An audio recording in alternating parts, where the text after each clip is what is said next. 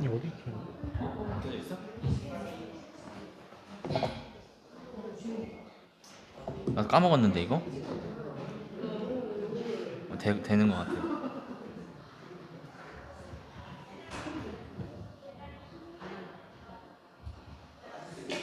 할렐루야.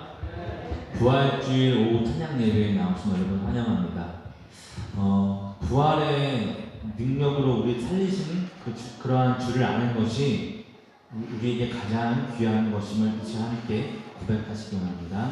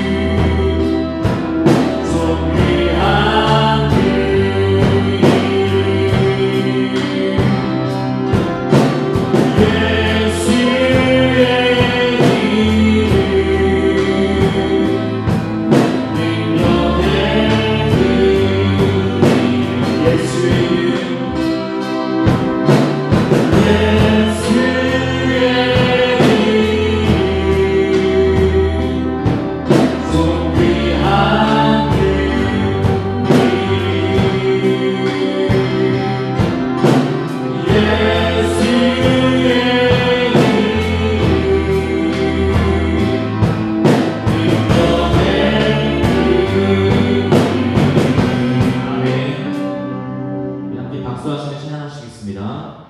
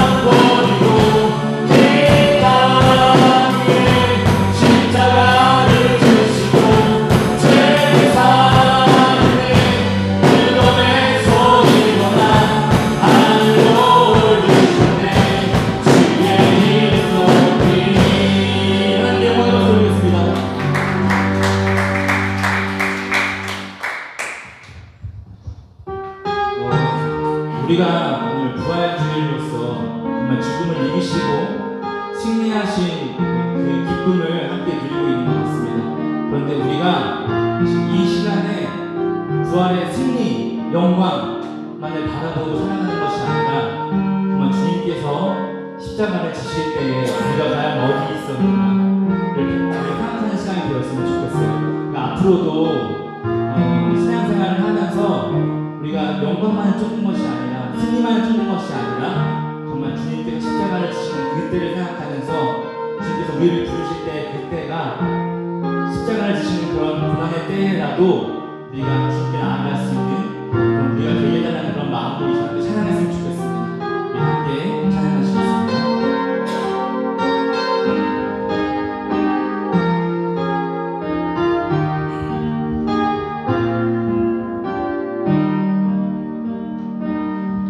우리 주 십자가 고난 당하실 때에 너는 거기 있었나. 죄인들 위하여 목숨 버리실 때에 너는 거기 있었나. 저기 십자가에서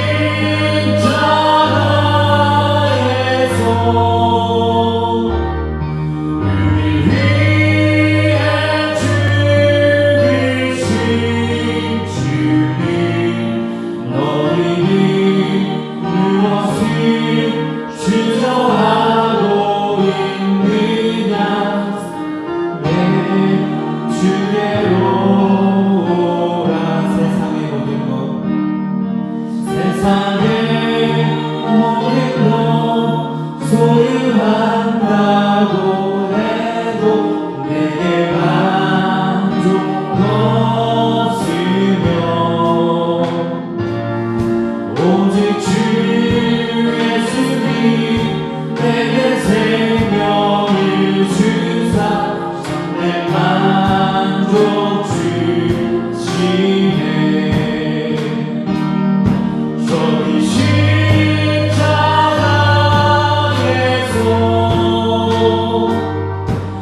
우리 위해 죽으신 주님, 너희는 무엇을 주저하고 있느냐.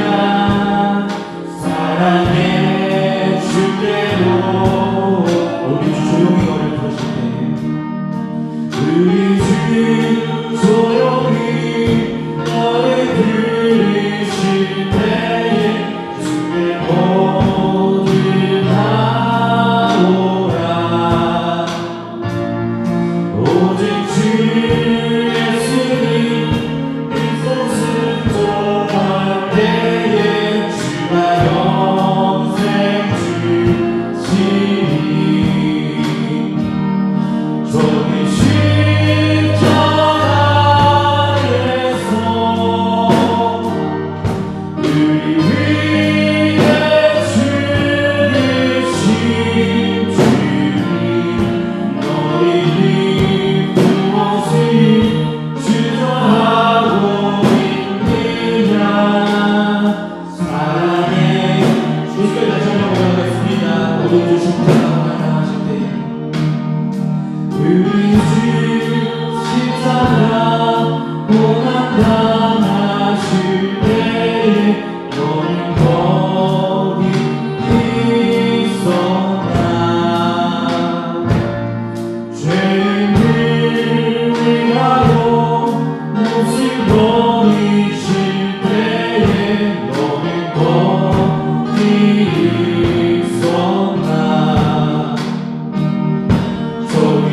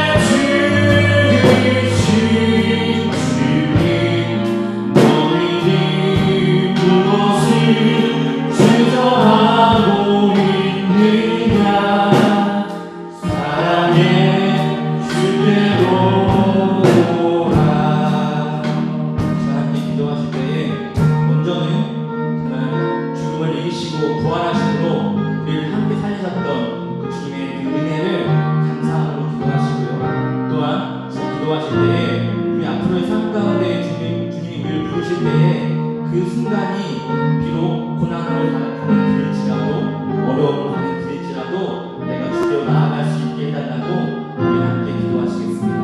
기도하시겠습니다. 시간에 감사합니다. 먼저 주님의 계신 죄를 주시고 십자가를 주시고 하나님을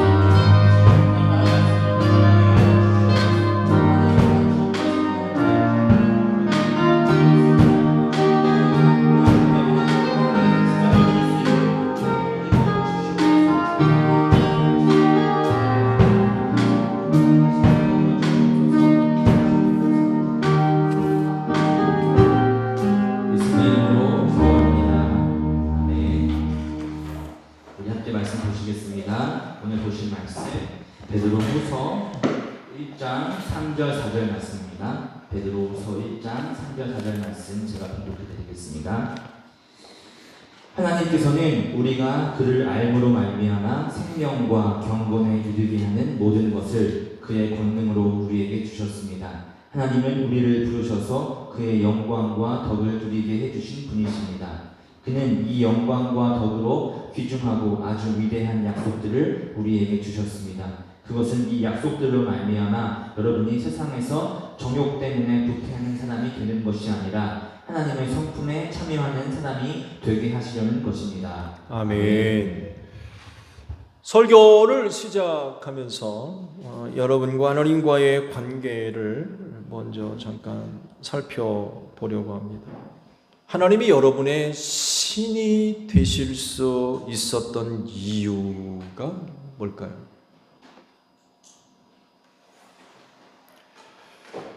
여러분이 하나님을 선택한 것 때문이라고 생각하십니까?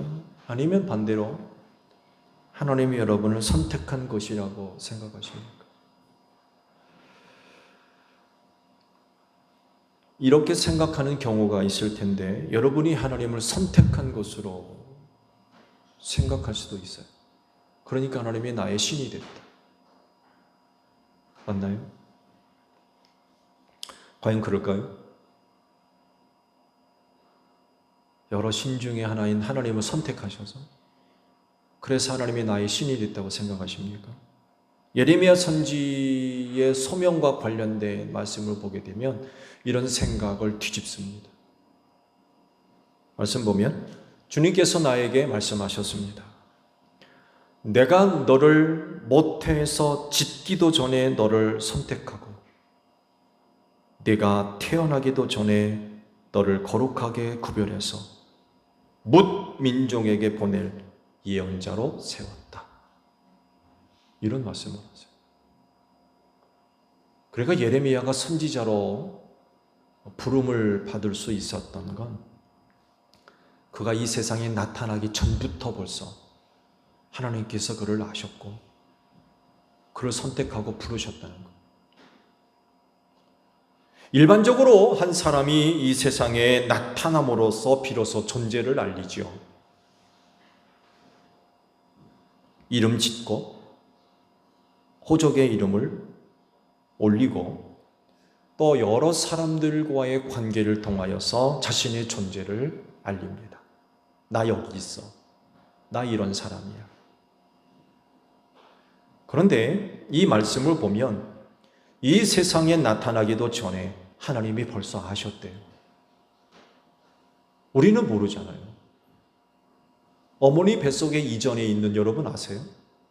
어머니 뱃속에 있을 때도 모르잖아요. 근데 벌써 하나님은 우리가 모태 만들기 전부터 아셨다는 거예요. 선택하셨고 부르시고 세우시며 보내셨다는 거예요.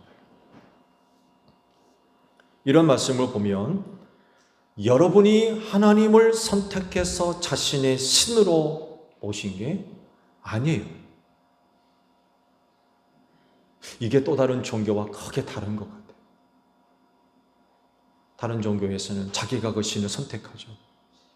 그 신을 만들기도 하고. 그러나 기독교는 그렇지 않습니다. 하나님이 먼저 우리를 아시고 하나님이 먼저 우리를 만드시며 우리를 선택하시고 우리를 부르셨다라는 그런 그 사실입니다.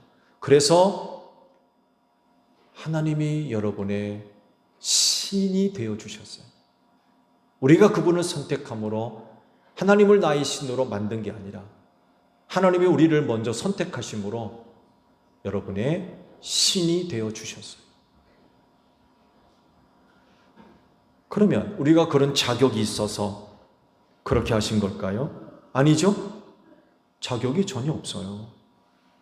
왜? 죄인이었기 때문에 그렇습니다. 그런데도 선택하셨어요. 그런데도 부르셨어요. 이유가 뭐예요? 사랑 때문에 그래요. 죄인을 사랑하시는 하나님의 그 사랑을 따라 먼저 아시고 먼저 선택하시고 먼저 다가오셨어요. 어떻게까지 하십니까? 사람의 몸을 입으시고 우리 가운데 오시기까지 하셨어요. 딱 고쳐놓은 세상 먼저 오셨어요. 이후에는 영으로 여러분 안에 내주하시기까지 하셨어요. 너무나 놀라운 은혜이지요. 하나님이 이런 분이라고 하면 어떻게 반응을 해야 될까요? 하나님이 이렇게 하신다면 그럼 우리는 어떻게 해야 되겠습니까? 맞아요. 영접하는 겁니다. 우주 만물을 창조하신 하나님께서 많은 사랑을 갖고 먼저 다가오시는데 거절할 이유가 있나요? 그런 하나님이 먼저 오시는데 우리를 선택하시고 우리를 부르시고 그렇게 하시는데 우리가 거절해야 할 이유가 있어요? 그럴 자격이 있어서 그런 것이 아니라 아예 그런 자격조차 없는데도 불구하고 사랑으로 먼저 다가오신다고 하면 우리가 할 수 있는 건 영접하는 거죠. 환영하고. 그런데 그렇게 하지 않은 사람이 너무 많아요. 그렇게 오시는 하나님을 환영하지 않습니다. 오히려 반대하고 싫어하고.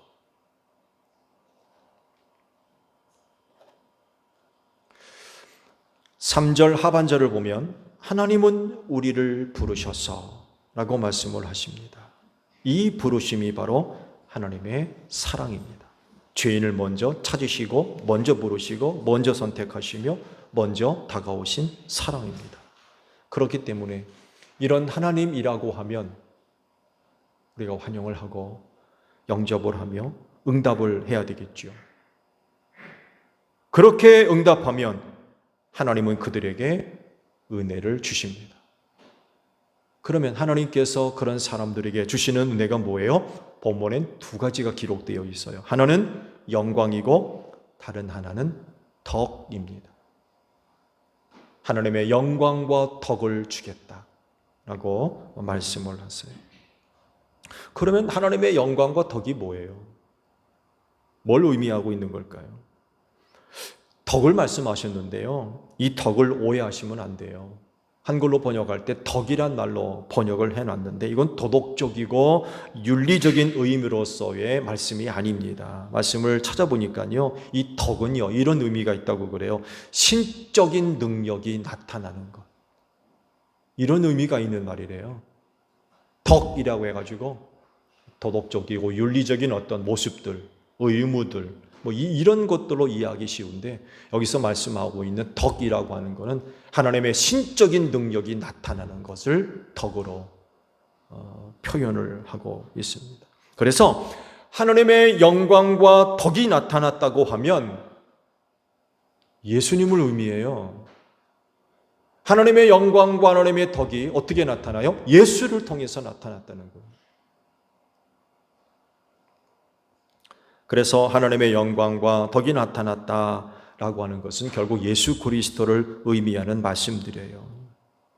하나님의 영광과 덕, 신적인 능력을 나타내신 분이 바로 예수님이기 때문에 그렇습니다. 그래서 3절 하반절의 말씀은 이런 의미예요. 즉 하나님의 부르심을 받은 사람들에게 그리스도를 얻어 은혜를 누리게 하셨다라는 그런 그 의미가 있는 구절입니다. 그러면 이런 은혜를 얻은 일이 누구겠어요? 여러분들이에요. 예수 믿는 사람들. 그리스도인들이 바로 하나님의 영광과 덕을 누린 사람들이에요. 예수 믿잖아요. 예수 믿는 것 그 자체가, 또한 그리스도인이 되는 것 그 자체가 곧 영광과 덕이라고 하는 것입니다. 그렇기 때문에 한 가지 중요한 게 있어요. 그건 다른 것이 아니라 참된 그리스도인으로서 사는 것입니다. 하나님의 영광과 덕을 누리는 이들이 그리스도인이기 때문에 그리스도인답게 사는 일이 굉장히 중요할 수밖에 없어요. 그들 자신이 하나님의 영광과 덕이기 때문에 그래요. 그래서 참된 그리스도인이 되셔야 됩니다. 그들에게 하나님의 영광과 덕을 누리게 하셨기 때문에 그래요. 어떠세요? 참된 그리스도인이시죠? 여러분 그렇게 사시기를 바랍니다. 베드로후서에서 하나님의 부름을 받아 영광과 덕을 누리게 된 그리스도인은 굉장히 중요한 주제가 되고 있어요. 왜냐하면 후서에서의 다루는 문제가 이단입니다. 교회 안에 은밀하게 들어와 있는 이단이 문제예요. 지금 후서에서는 이단 문제를 다루고 있어요. 그러다 보니까 하나님의 영광과 덕을 누리는 그리스도인, 중요한 주제가 될 수밖에 없어요. 사도 베드로가 이 문제를 다룬다는 것은 결국 교회가 이단으로 인하여서 큰 혼란과 어려움을 겪고 있었다는 얘기가 되거든요. 전서를 쓰고 나서 곧 후서를 썼거든요. 왜냐하면 급해요. 교회 안으로 이단이 들어와 가지고 역사를 하는 거예요. 교회가 어떻게 되겠어요? 이런 문제를 알고 있었기 때문에 곧바로 후서를 기록해서 서신을 보내지 않을 수가 없었던 거죠. 이단은 여러분 아시듯이 거짓을 주장합니다. 거짓을 주장하다 보니까 진리를 부정합니다. 진리를 인정하지 않아요. 그래서 그리스도인을 유혹하며 넘어지게 하죠. 진리를 믿지 않고 거짓을 믿게 하니까 당연히 그리스도인들을 넘어지게 만들죠. 진리에서 떠나 거짓을 따르게 하고 그들이 갖고 있는 믿음을 무너뜨리는 거죠. 당연히 교회 안에 갈등이 일어날 수밖에 없죠. 그렇지만 하나님의 영광과 덕을 누리는, 하나님의 영광과 그 덕이 드러나는 참된 그리스도인이라고 하면 그들의 유혹 넘어지지 않죠. 참된 그리스도인이 되면 저들의 유혹에 넘어지지 않습니다. 저들이 유혹해도 그들의 신앙 흔들리지 않습니다. 왜냐하면 하나님의 부르심을 받았기 때문에 그래요. 부르심을 받아서 그들에게 하나님의 영광과 덕을 누리게 하셨거든요. 그들이 그리스도인이에요. 그렇기 때문에 참된 그리스도인이 되면 이단의 유혹에 흔들리지 않습니다. 유혹은 받지만 흔들리지 않아요. 더불어 절대로 무너지지 않습니다. 넘어지지 않아요. 그래서 참된 그리스도인이 되는 일은 베드로후서의 중요한 주제입니다. 지금도 마찬가지예요. 오래전에 기록된 말씀이지만 악한 영들의 세력들은 그제나 지금이나 여전히 변함없이 역사하고 있거든요. 주님 오실 날까지 아마 더더욱이 크게 역사하겠죠. 점점 더 심해질 겁니다. 이런 때일수록에 하나님의 부르심을 받아 영광과 덕을 누리고 있는 그리스도인이 되는 것, 참된 그리스도인으로 사는 것, 이건 굉장히 오늘날 중요한 주제가 되고 있어요. 여러분 모두를 하나님이 부르신 줄로 믿습니다. 그래서 여러분들을 하나님의 영광과 덕을 누리게 하셨어요. 즉 예수님 믿게 하시고 그리스도인으로 살게 하셨다는 거죠. 그리스도인으로 살고 계시죠? 교회에서만이 아니라 여러분 가정에서도, 직장에서도, 학교에서도, 어느 곳에든 그리스도인으로 살고 계시는 줄로 믿습니다. 그렇진데 참된 그리스도인으로서 하나님의 영광과 덕을 누리는 여러분들이 되시기를 바랍니다. 기도하겠습니다.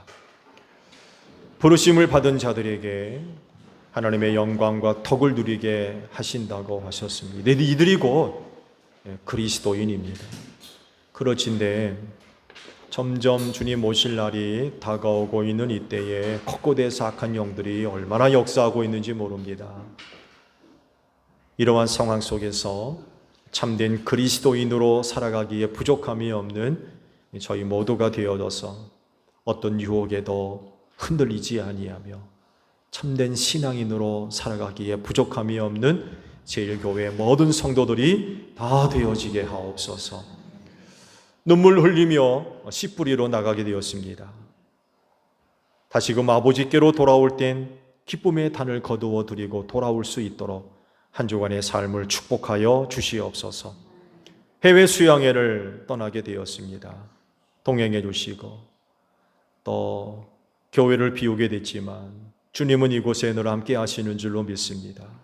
교회를 지키시고 교회와 함께 하시며 주의 사랑하는 성도들과 함께하여 주시옵소서. 예수님의 이름으로 기도하옵나이다. 아멘.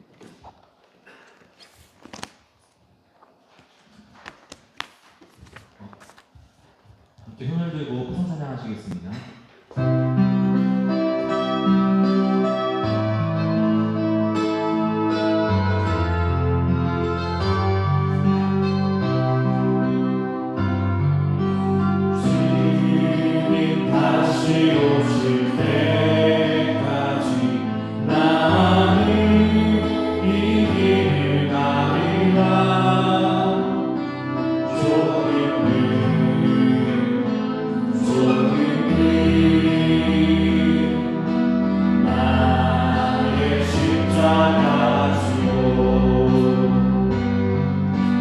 나의 가는 길 끝에서